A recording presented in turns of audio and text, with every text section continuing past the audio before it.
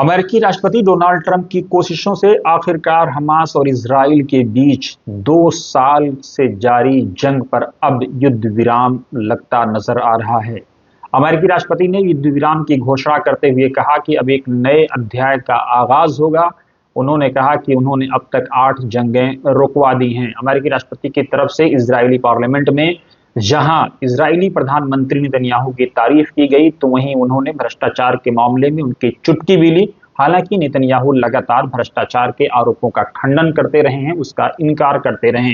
खबर यह भी है कि हमास 20 इजरायली कैदियों को जो जिंदा हैं उनको रिहा करेगा, और जो मर गए हैं ट्रंप की तरफ से यह भी कहा गया है जो कैदी, उनके लाने का भी वापस इंतजाम किया जाएगा ताकि वो अपने परिवारजनों के पास आ सकें, उनके परिवारजन उनको देख सकें। और इस बात में यह भी सामने आई है कि इजराइल भी जो है हमास के सैकड़ों कैदियों को, सैकड़ों लोगों को रिहा करेगा, जो कैदी हैं, जो बंदी बनाए गए हैं। उसके साथ ही जो है शांति और सुकून की तरफ ये पूरा मामला बढ़ता हुआ नजर आ रहा है।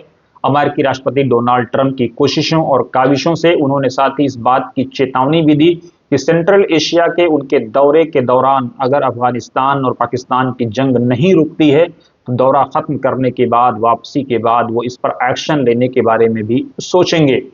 हम अपने दर्शकों को ये बता दें कि 2600 मीटर की ये सरहद अफगान और पाकिस्तान की मिलती है, जो काफी सेंसिटिव है। पाकिस्तान ने बीते दिनों अफगानिस्तान पर हमला किया था, जिसे अफगानिस्तान ने अपनी संप्रभुता पर हमला बताते हुए उसका जवाब भी दिया था।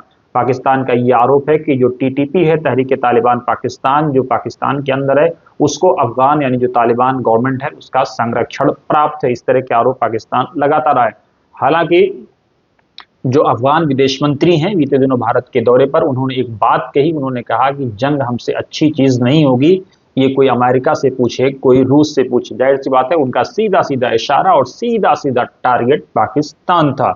अपने दर्शकों को हम ये भी बता दें कि तहरीके जो तालिबान की ये जो गवर्नमेंट है, जो अफगान गवर्नमेंट है, इससे पहले जो तालिबान की गवर्नमेंट थी उसको छोड़ दिया जाए तो कभी भी जो है तालिबान या अफगान गवर्नमेंट के पाकिस्तान से रिश्ते अच्छे नहीं रहे हैं।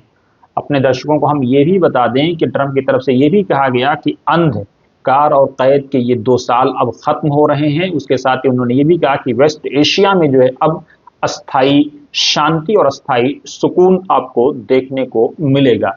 इजरायली पार्लियामेंट में ट्रंप के संबोधन के दौरान कई मौके पर ठहाके लगे और कई मौके पर लोगों ने जम करके हंसा भी, और उसके साथ ही ट्रंप ने इजरायली प्रधानमंत्री नेतन्याहू की चुटकी भी ली। आप बने रहिए वतन समाचार के साथ।